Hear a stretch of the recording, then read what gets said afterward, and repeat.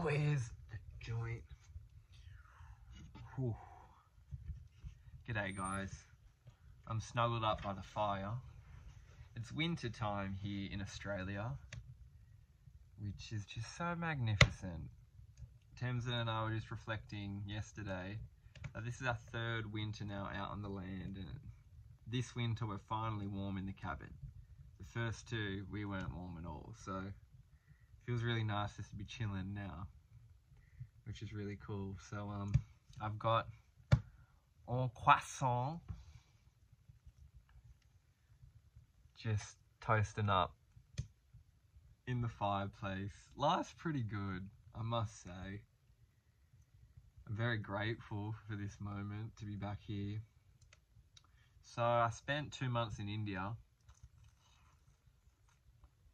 I'll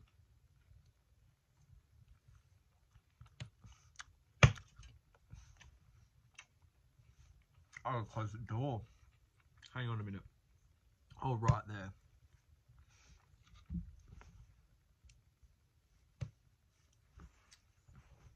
Let me take you out.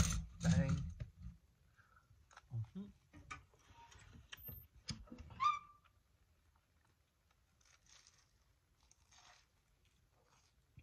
Oh.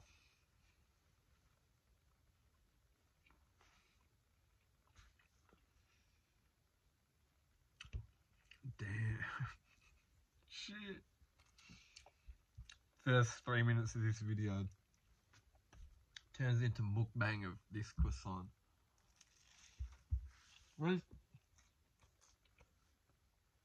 I must say, baking became something pretty impactful of my Indian trip, to be honest, so I'll get into that. Obviously I made a vlog on that, but that's a little preface. So, alright, I'm going to dive into my India trip. Now, this trip was, as you would expect, a bit of a trip of a lifetime, on a number of reasons. So I'm just going to take it chronologically. I'll take you through where we went, how we stayed, a bit about budget, etc., etc. And then our lessons along the way, my just teachings, my understandings of what I gained from going to India, experience the country and her people in present day, and I'll reflect on the deeper lessons that my soul felt, just particularly to my human experience. A bit of travel advice and some guidance that, you know, now in retrospect, I feel a lot more confident if I were to go back to India. However, there was a naivety that I possessed, which was great, because that is how you get into a great adventure. So without all being said, I'm going to jump into it. My name's TOBINI, and this is one of my first videos in a while. I've taken a bit of time off since getting back from India just to really integrate the lessons of this trip, because they were really pivotal, you know, like, it was a really pivotal trip. It was very sporadic. I'll talk about that. In a sense, it was planned but sporadic. From its ideation, the idea just came to me, which is probably a good place to start. So with that all being said, I said it was going to be 4 minutes of me mukbanging this, so I'm going to have a bite of this as we get to the 4-minute mark.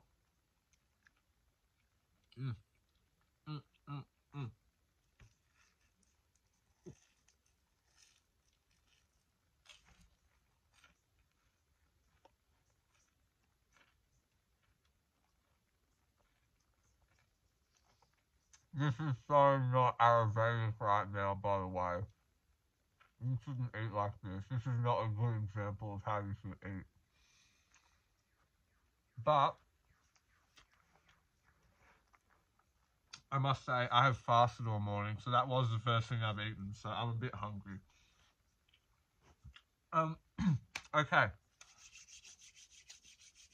That's a lie. I've had fruit this morning, and then I had a croissant. That was like the first heartier thing. And once you crisp it up, you gotta eat it. You gotta get to it. So it was starting to cool back down again. So I had to jump in there and get into it.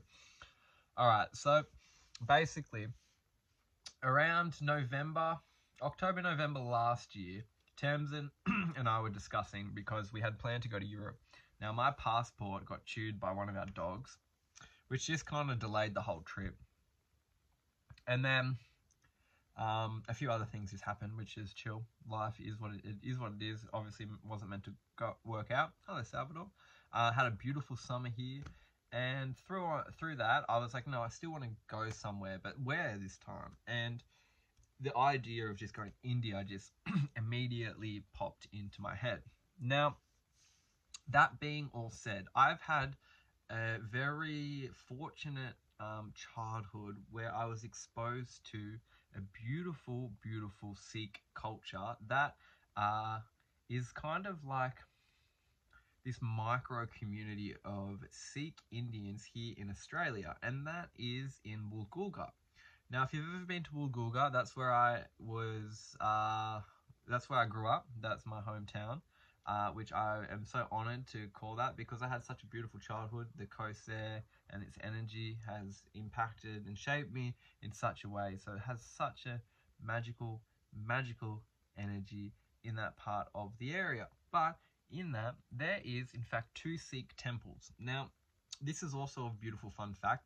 This area in the world has the highest capita of Indian population outside of India, which is incredible. It's beautiful. There's beautiful Sikh temples, and because my parents were farmers, and the Sikhs, especially in Punjab, one of the states in India where a lot of Sikhs reside, there's a lot of farming there. So when the Sikhs came to Australia, they chose Woolgoolga and the Banana Coast, which it was coined, to in fact start their community and start farming there. And so because my parents were farmers, tomato, eggplant, cucumbers, a whole host of things, we would supply them and a lot. And just because mingling and being in the same industry, meet them, have chill out time, have good chats, and then all of a sudden they're family friends, and then you grow up with them, and then you're running with their kids, and like a beautiful intermingled childhood with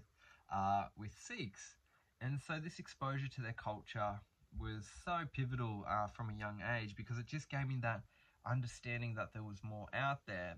And now as you drive past, the Sikh temple is very lavish, and it kind of has this beautiful elegance to it that is undoubtedly Sikh.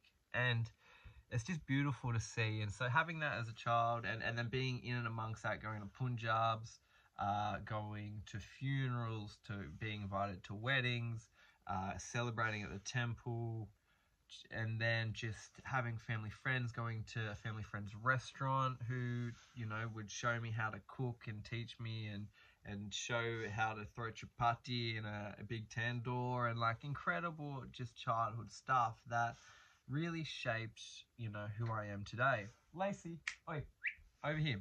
Come on, darling. And so I've always had this desire to head back to India. Here's my soul. Head to India. I can say head back to now. I had always had this desire to head to India. Because of that cultural experience when I was younger. Like there was a festival called the Spice, the curry festival in Woolgoolga, like beautiful cultural stuff that I got to experience. And so it kind of shaped me into wanting to go to India. Now fast forward a little bit into my life, I meet my beautiful fiance Tamsin, and her mother Llewellyn has been to India, and having beautiful conversations with her, has rubbed off on me. And then obviously, Lacey, get out of the camera, movies like Eat, Pray, Love over my time, and then just deeper, that deepest esoteric and spiritual path. My soul knew that I needed to experience it, because I've got a lot of my spiritual understanding and wisdom from the country here in Australia, and through integrating and applying the Indigenous teachings that I've been fortunate enough to pick up over my life. And so by doing so, that's really where the fundamentals of my spiritual architecture has come from. But that all being said, I really wanted to experience today's modern Hinduism, but also feel what it means to be in that country. And that's something that the indigenous teach you. The country rarely changes, right? Like, and not say the country of India, the actual land itself, say the Himalayas, right? The big Himalayas, the Himalayas, these beautiful mountains. Yes, they are changing. Yes, they do move and things, but they are still always there. They are the Himalayas. They are there. As a river flows and it flows more and more, it cuts its path deeper and deeper. So that energy of the land of Mother Earth, of Gaia, is always there and ever present in that energy line. And that's something that I want to talk about too, because India is a human point. It's a human energy point.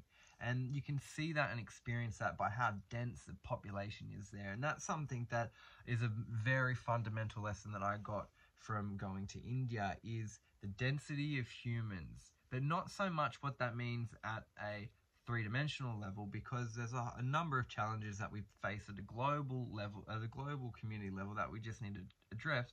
But from a kind of a spiritual and an energetical perspective, it was really nice to see and feel this sense of we're all doing whatever the hell we want because there's so many humans around us, and there's this chaotic lawfulness through this lawlessness, through this mass dense population of just, you have to truly live and be governed by your internal compass, because there is a very limited enforcement of law there, and it is very corrupt at the best of times. So these are things that you need to really understand, that when you do go to India, you are going to face. But I like to look at them and what they then represent to me, because to experience the amount of humans there just doing whatever from different cultures, different upbringings, was a fundamental thing to really shift and understand and re-look at what it means to be me in my human experience. Because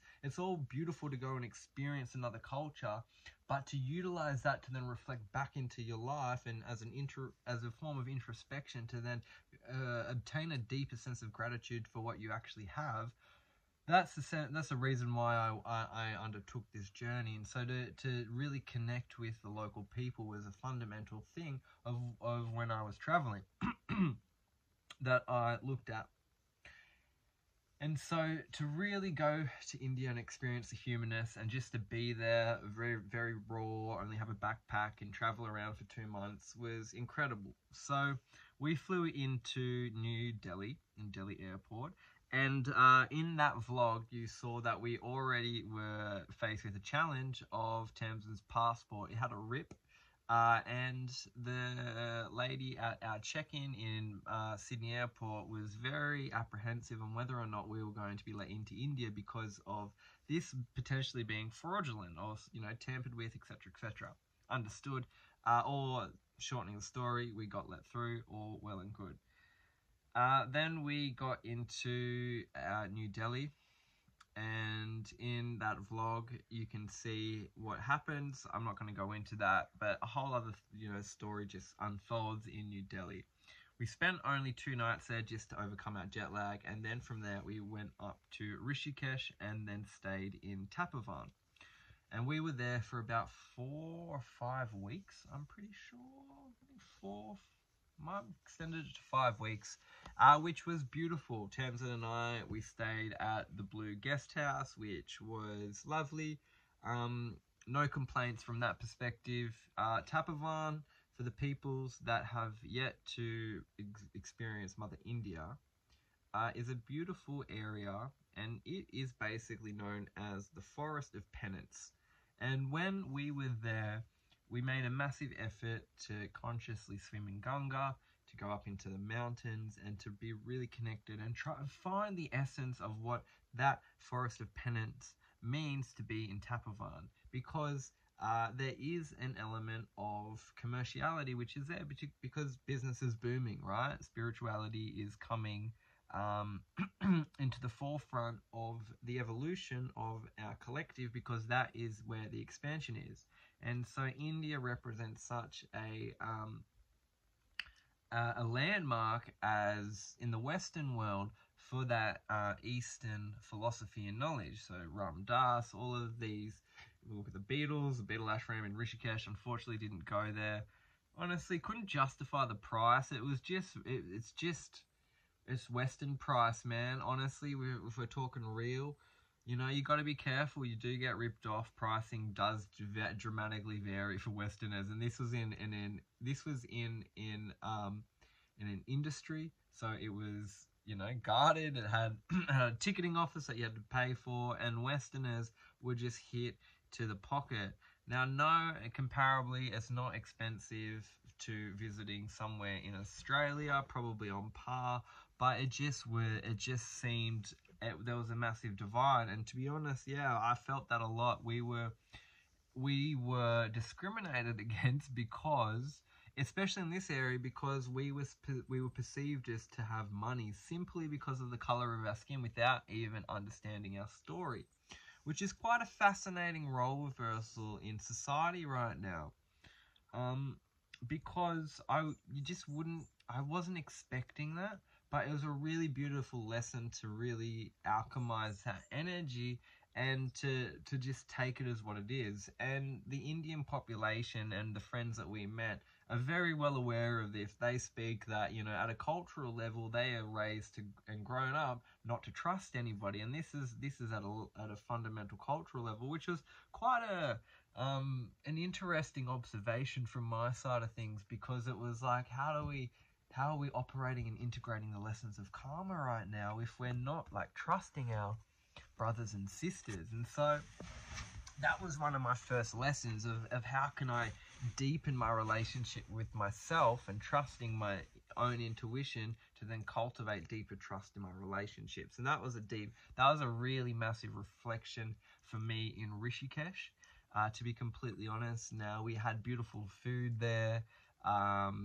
Secret Garden Cafe is obviously just around the corner. Met the owners. They're magical people. Our beautiful friend Devon, who's got Sacred Ceremony, who we did a photo shoot with. That was beautiful. Then we went over to Tulsi Cafe a lot. We ate there. We're eating a lot of Vedic and Ayurvedic foods, keeping it very simple, which is really great. We're getting into our own flows. We're fortunate enough, Tamsin and I, to have practiced yoga for quite some years now, and so it was really nice just to take our practices that we've cultivated here on a daily basis out on the land, you know, in front of the fire. That morning ritual here that we give ourselves at least 3 to 4 hours of a morning. My morning starts at 4 o'clock and it ends about 8:30. And so to then take that practice over into India was beautiful. It was really nice to be waking up and doing yoga where all of the rishis and our beautiful Shiva called home. So, we came for a little bit and resided. So with that all being said, that was our time in Rishikesh. Yeah, people was the main thing. Made beautiful friends. This YouTube channel was in fact a reason why I met some amazing friends over there, which is incredible. One of the viewers here recognized me, which was amazing, called me into their beautiful home and cafe. We had a beautiful sit-down chat. And then over the next week, we went on a bit of an excursion with them through a village, and then to his auntie's house, which was just magical to get a really wholesome village experience outside of Rishikesh. And then from there, we were getting really called into the mountains. We're trying to get some accommodation sorted to stay longer in Tapavan, but it just didn't come to. And Thames and I are obviously quite mountain-dwelling people. I'm like, no, let's go for the solitude. And so we found an Airbnb right up in Himachal Pradesh in Kulu Valley, and this place was remote to say the least. Now, a number of things happened where I've obviously recorded videos, but to be honest, that time in solitude where it was just a completely different way of life and pace, and having the beautiful Himalayas to gaze upon truly removed sin and obstacles, because the reflection of that sacred energy, that mountain energy, that masculine energy, you know, Tamsin and I, one of our businesses is called Mountain Moon, because Tamsin is the moon and I am the mountain. And so to really embody what it means to be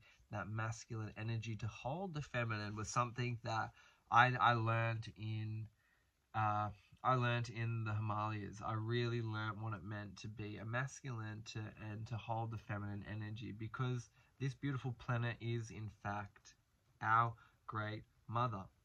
And so we need to respect her and cultivate a deeper respect for her. And so to really integrate the lessons that I have felt here on the Australian country, in this land where I call home, the Gringai and Biripi and Wirramai, this land, and to understand what it means to be a human connected to not just the land that I get to call home, but this entire planet. Because we are moving to a oneness. And now this oneness isn't to be scared of. This is a collective understanding of that we all one, and that we get to call this beautiful planet home. And so to cultivate a same sense of home in India that I get to cultivate here, because I have a connection with the land, with the plants, with the animals, smelling all the flowers along the way. It was really this fundamental shift that I've cultivated here in Australia over the last 3 years, moving out here into the rainforest, that I was able to then go inward and be able to sit for 6 weeks in solitude with Tams and make it through on the other side in very, adverse conditions that we weren't used to. And this was a great challenge in so many ways. But that sense of being able to hold the feminine energy is something that I really got away from Mother India, because she is the mother. So these are just some of the fundamental lessons. Now in Kulu Valley, I vlogged that, so you can go through and watch the vlogs. We met some great friends, which were just so giving and so generous with their time and their knowledge, because they were just really grateful for our thirst for authenticity in human connection. And when we went up into the mountains, my friend Rohan was like, "Bro, I'm really proud that you're just doing it, man. Like, you've just come here and you've just booked this place in the middle of basically nowhere in the forest, so much so that we had a bear incident. And like there was, panther and like just crazy stuff that just happened over this experience. And that really got us, some brownie points, because there wasn't many Westerners where we were, and that was really, really paramount in having a beautiful, authentic experience, because we were just taken in with open arms. And I, had so many cups of tea with just strangers that were just so intrigued to hear. I can remember when we were leaving India, when we had our 13-hour taxi drive back from Kulu to Delhi airport. We went to Delhi because we stayed in Delhi for a couple of nights before we left. So much so that the taxi driver phoned his boss on FaceTime and put me on to have a chat, because he was just really intrigued, and he happened to be a Sikh dude. So I was, blew his socks off with a bit of knowledge and had a good chat, and he just wanted to chat because I was a white Western dude, and I was just different and unique, and we just had a good chat while he drove. It was like maybe half an hour. He was just asked all the questions where I lived. Oh, you're Australian, cricket, typical cultural stuff of today's day and age. And then, you start to connect deeper, because there is a language barrier there. I picked up a little Hindi over my 2 months, but, there was still a cultural barrier. So, and there was just beautiful memories. So it really showed me the gratitude of the life that I've cultivated here for myself, and having this beautiful land that I get to call home, and this cabin that I've built for myself and my family, and this fire that I get to stoke every day to keep me warm. It just cultivated this beautiful sense of gratitude, and really realigned and reshifted my sense of purpose here in this day and age, because I'm starting to get a bit older. I turned 27 last month, and I really wanted to step into a new sense of what it means to be a masculine figure in today's society, because that direction is getting very distorted as we go through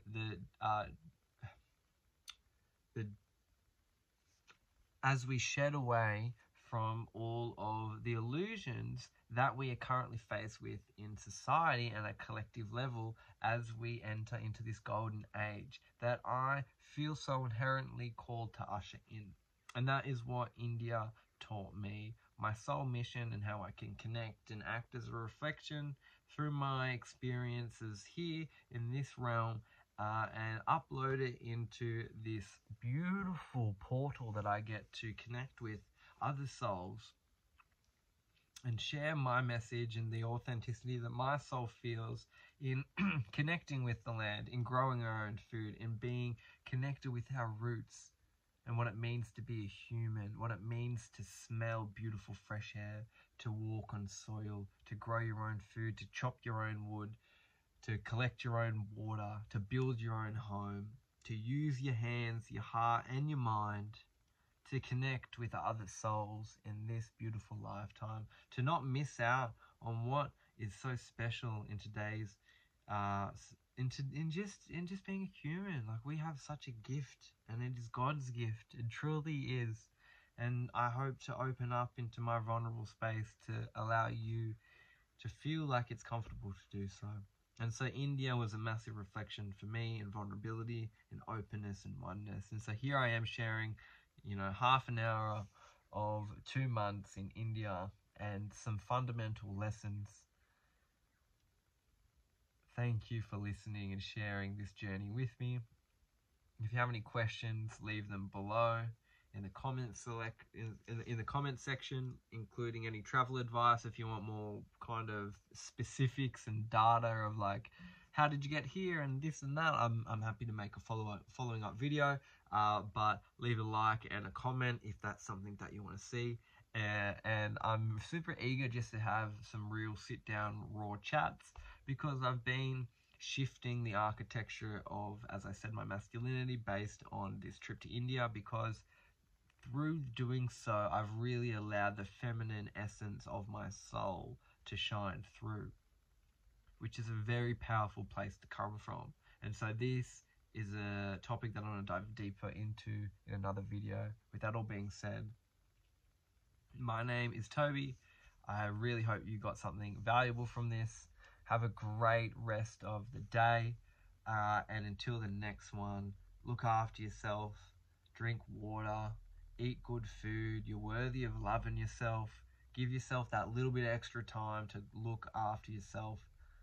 Stretch out, go love yourself, or watch another YouTube video, because that is also loving yourself. Alright, that all being said, guys, I'll see you in the next video. Ta-da.